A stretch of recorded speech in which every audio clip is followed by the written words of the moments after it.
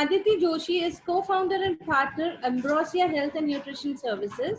She has done her master's in dietetics from MSU. She holds a level 3 diploma in sports nutrition from Oxford College, UK, and she is certified in sports nutrition, specialist in sports nutrition from Progressive Fitness USA.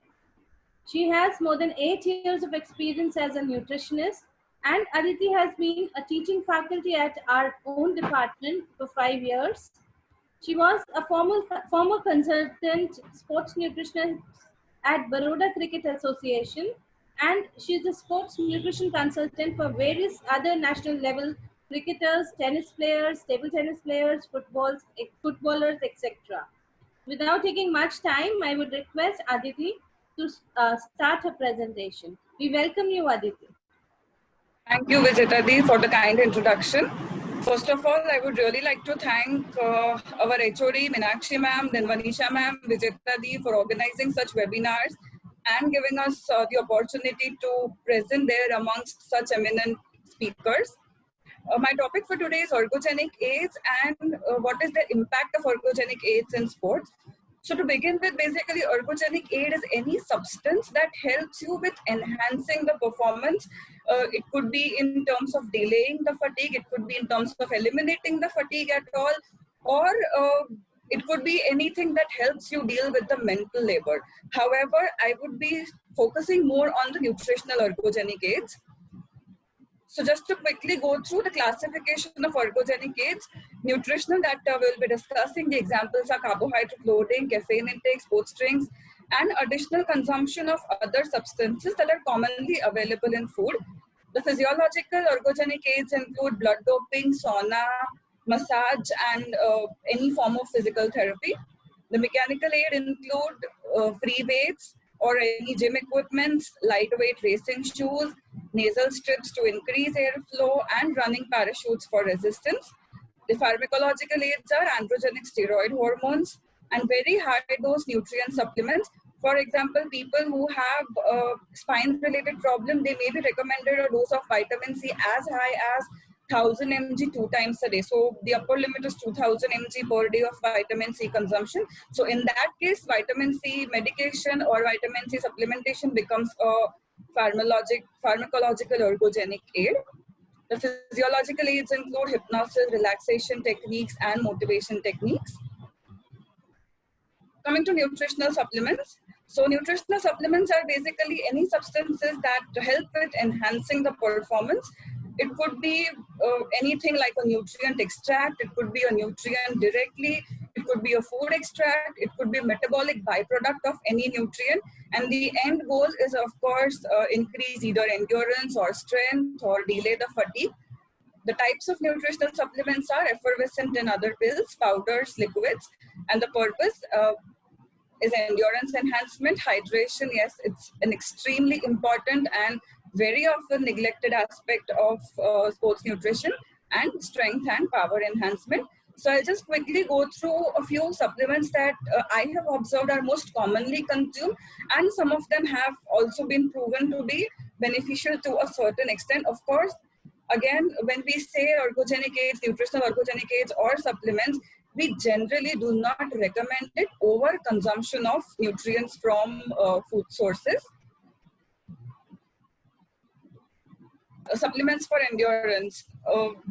As Sheetal ma'am already said that she found a lot of people consuming caffeine, and that's something which most people consume very frequently.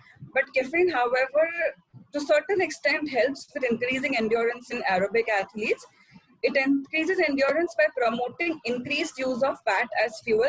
It stimulates brain and alters the perception of fatigue. However, here, what is to be considered is the capacity of caffeine to increase the use of fat as fuel is beneficial in the people who are not previously used to consuming caffeine.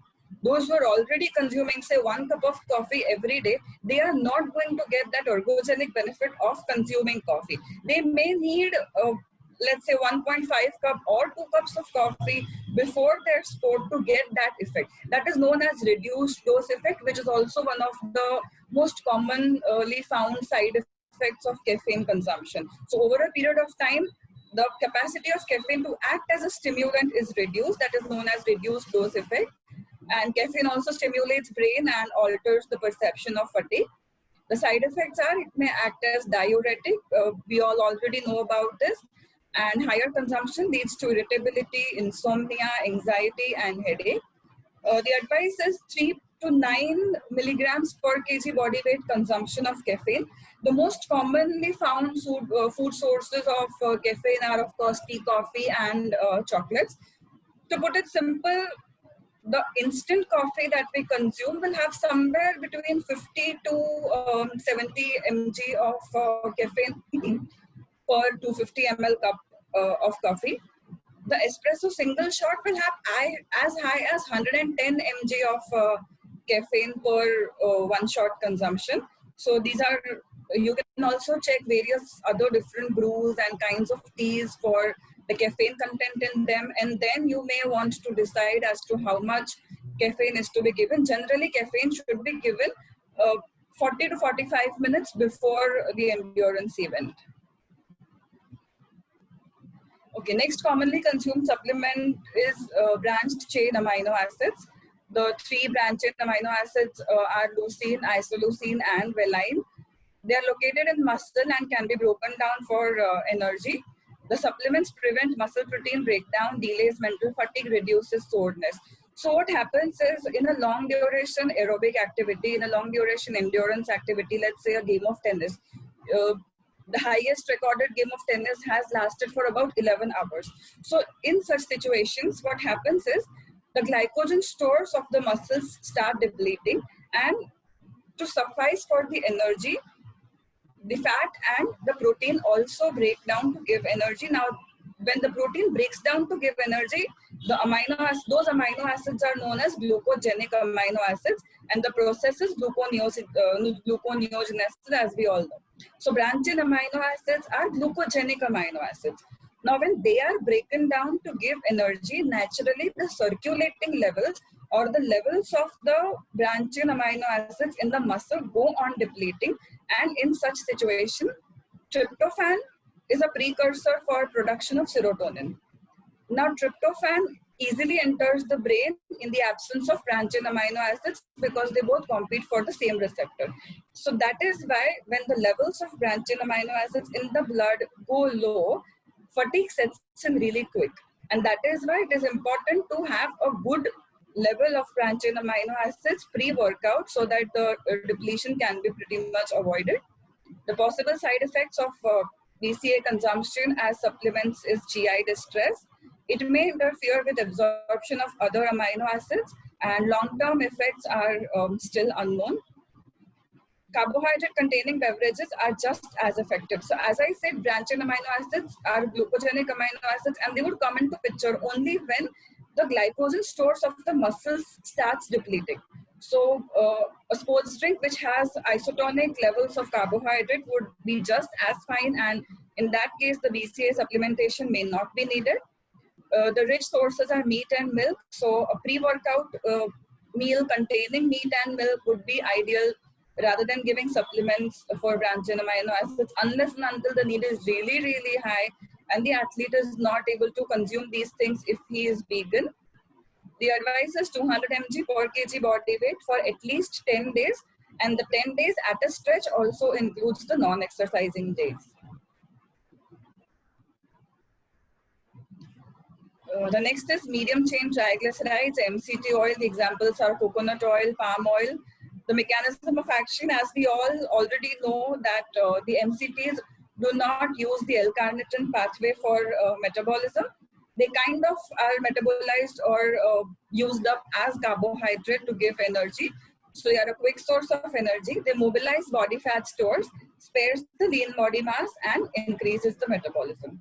The possible side effects, again, when we recommend medium chain triglycerides, it is extremely important that total saturated fat consumption has to be very well within the limits. If you're exceeding total saturated fat consumption by giving excess MCTs, then again, that's not a very good idea because you're doing bad for the heart health. So more than 30 grams per day may cause GI distress such as cramping and diarrhea. The advice is good option to suffice extra calories while training. It lacks essential fatty acids. So the athletes who are struggling to increase weight, or the athletes who are having a lot of energy demand but are not able to eat that much, may really benefit from the consumption of medium chain triglycerides. This is again a very good supplement which may be helpful for endurance athletes. The mechanism is improved delivery of oxygen and nutrients to the muscle and tissue. So this is exactly how it is helping with aerobic metabolism. Aerobic metabolism, as we all already know, that it is the kind of workout or exercise in which there is a constant supply of oxygen, and the availability of energy is through glycolysis and then the Krebs cycle. So omega-3 fatty acids, they improve the delivery of oxygen. So long-term availability of oxygen and nutrients to the muscle is available. It also helps with higher release of somatotropin, that is growth hormone, and it is an anabolic hormone. So it improves muscle recovery and lowers the perceived pain with DOMS, that is delayed onset muscle soreness. Now delayed onset muscle soreness sets in when you suddenly increase either the duration of activity or the repetition of a particular activity. Let's say you are used to lifting 5 kgs of dumbbells in a gym. Suddenly you want to improve your stamina and you may start with 7.5 kg. So one day you will be fine. Next day you will start having the pain in that particular muscle. So that is known as delayed onset muscle soreness. So omega-3 fatty acids help with lowering the pain with delayed onset muscle soreness. The side effect, again, excess consumption may inhibit normal blood clotting. Supplementation may be helpful for the diet that lacks essential fatty acids. Those who are already consuming good amounts of essential fatty acids through diet may not essentially need omega-3 supplementation. And it is recommended that 1 to 8 grams of EPA plus DHA per day can be consumed. This is a very recent development in the area of endurance sports nutrition, the efficacy of beetroot juice as an ergogenic aid, or the efficacy of beetroot as a nutritional supplement. The mechanism of action of beetroot juice is it increases vasodilation. Glucose uptake, reduces blood pressure, and reduces the oxygen cost of submaximal exercise. Now, naturally, when it is increasing the vasodilation, it means that it is increasing the availability of muscle glucose and other nutrients to the muscles very frequently. And that is why it reduces the blood pressure because of vasodilation. And in that case, the total requirement of oxygen is reduced and the cost of submaximal exercise for oxygen is reduced. The possible side effects are, again, supplemental nitrates may result in production of harmful nitrogenous compounds, but here we are not talking about supplemental nitrates because they are again not recommended. The advice is 500 ml of beetroot juice 3 hours before the exercise. So when you consume 3 hours before the exercise, it peaks at 6 to 9 hours. So when it is, if you have a very long duration endurance activity, let's say a day and night cricket match, which may last for about 5 hours. So 3 hours before the consumption of beetroot juice is going to give a peak at 6 to 9 hours of consumption. So by the time you're already in the peak at your sport, you have vasodilation, you have increased glucose uptake, and you have kind of a managed blood pressure. The next supplement is again an amino acid known as glutamine. Glutamine builds and maintains muscle by decreasing the muscle damage and shortening the recovery time. It strengthens immune system and stimulates uptake of muscle glycogen. It has been found that glutamine levels have been really low in athletes who have long duration events or who are overtraining. So in case of overtraining, glutamine levels are low. That is why the immunity is low. And when such athletes, when they need to travel, the altitude changes. At times they may have to go to, let's say, North or Himachal to exercise, or they may have to go, let's say, to Saurashtra, where again, the temperature extremes are very much. So in that case, the immunity goes low when your glutamine levels are less. So for overtrained athletes, we recommend that they either rest so that the duration improves for the recovery of glutamine in the muscles naturally by food, or in that case, supplementation may be needed. The possible side effects are free L-glutamine is unsafe for athletes with liver and kidney dysfunction, and the recommended dosage is 5 to 20 grams per day. Coming to supplements for strength, this is the most common supplement, creatine monohydrate. You may see that in case of people who are either into weight gain sports or strength sports such as weightlifting or 1 rep max or shot put or javelin throw. The mechanism of action is it is made from amino acid arginine, glycine, and methionine. It combines with phosphorus to form PCR. Now, PCR is phosphocreatine, and it is a very, very, very high energy substrate. And the energy from PCR is available in the first 5 seconds of activity, even before the ATPs from anaerobic metabolism are available. So something like 1 rep max. So the athletes who are into weightlifting or 1 rep max, you barely have, let's say, less than a minute to lift maximum weight. So in that case, for the anaerobic metabolism also to begin, it takes about 2 minutes. So at that time, creatine monohydrate, phosphocreatine is the energy substrate that comes into picture and gives increased burst of energy at that time. The supplemental creatine monohydrate is beneficial for athletes who are wanting to increase the muscle mass, because what creatine monohydrate helps with is, let's say if you're doing 15 to 20 repetitions of a particular activity in your training routine or in your gym. In that case, the consumption of creatine monohydrate as a supplement is going to help you with 5 additional repetitions during your activity. So when you go for 5 additional repetitions, the muscle is pumped up that much, the breakdown is that much, so the recovery is that much. So again, your muscle is going to attract so many amino acids for repairing the damage that it has already had, and then that gives anabolic effect. So that is how creatine monohydrate supplementation helps. The possible side effects are long-term safety, again, is not well studied on children, adolescents, or adults. Total energy consumption should be very well checked before recommending creatine monohydrate, because if the total energy consumption is adequate in terms of all the macronutrients, that is carbohydrate, fats, and protein, then in that case, anyway, your muscle is going to have enough glycogen. It will be saturated with enough glycogen to give you those 5 repetitions extra without consuming creatine monohydrate. To start with, 10 gram per day dosage is given over a period of 5 days, and it is supposed to be divided for 4 times in a day. So that goes for 2.5 gram consumption at a time.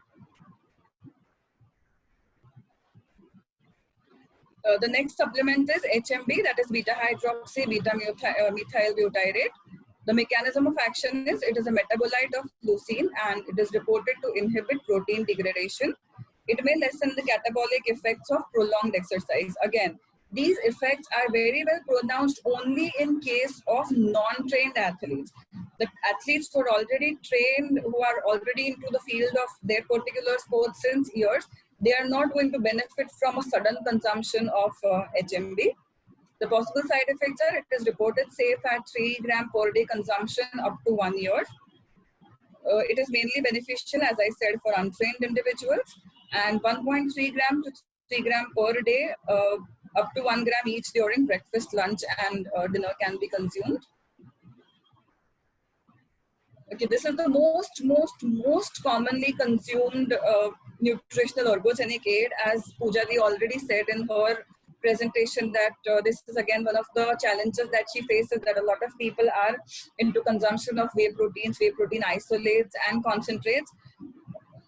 The protocol or the suggestion that I give personally to athletes is, most of the athletes in any sport can do perfectly fine with 1.2 to maximum 1.5 grams of protein per kg body weight per day.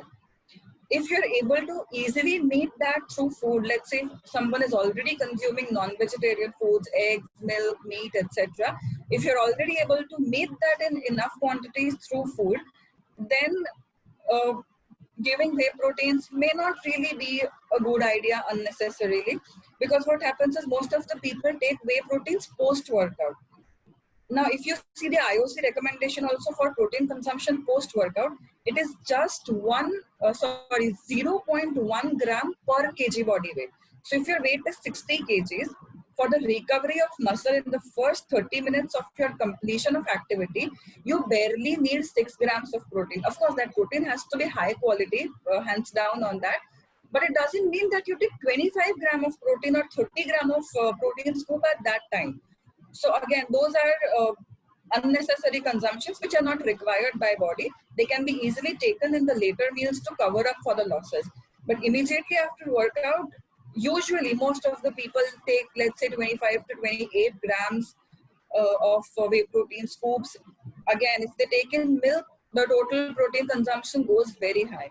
If the total protein consumption goes very high, when you don't take as much water to accompany that higher protein consumption, you are unnecessarily inviting troubles for your kidney, you are unnecessarily inviting dehydration and other metabolic problems. So if the diet is good, whey proteins may not be needed. If someone has eating disorders, or if they are not able to eat food properly, or if they have GI distress, or in case of vegan athletes, again, vegan athletes cannot take whey protein. They can go for substitutes like pea protein or soy protein. So in that case, protein supplements may be, yes, definitely beneficial. Now, whey proteins are of two kinds, whey isolates and whey concentrates. Some of the brands sell whey isolate exclusively. Some of the brands sell whey concentrates exclusively. Some of the brands have combination of isolates as well as concentrates. Now, the difference is the whey isolates are processed more, and that is why the availability of protein in 100. So this is a table that gives comparison of 100 calorie whey protein supplements. So whey isolate is going to give 23 grams of protein, whereas concentrate will give 18 grams of protein.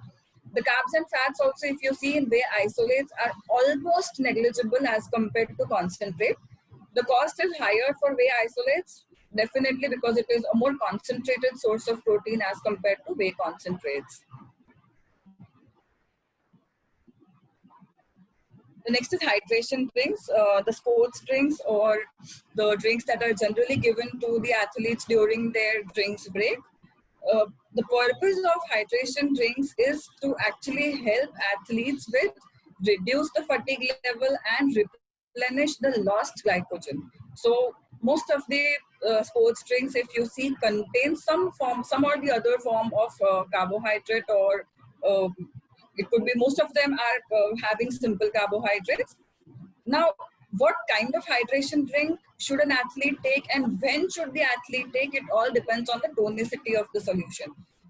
The first kind of drink is hypotonic drink. So hypotonic is a more diluted drink as compared to body fluids, and it contains fewer particles of carbohydrates and electrolytes per 100 ml as compared to our body fluids. And thus it is quickly absorbed. It usually contains 4 grams of carbohydrate per 100 ml.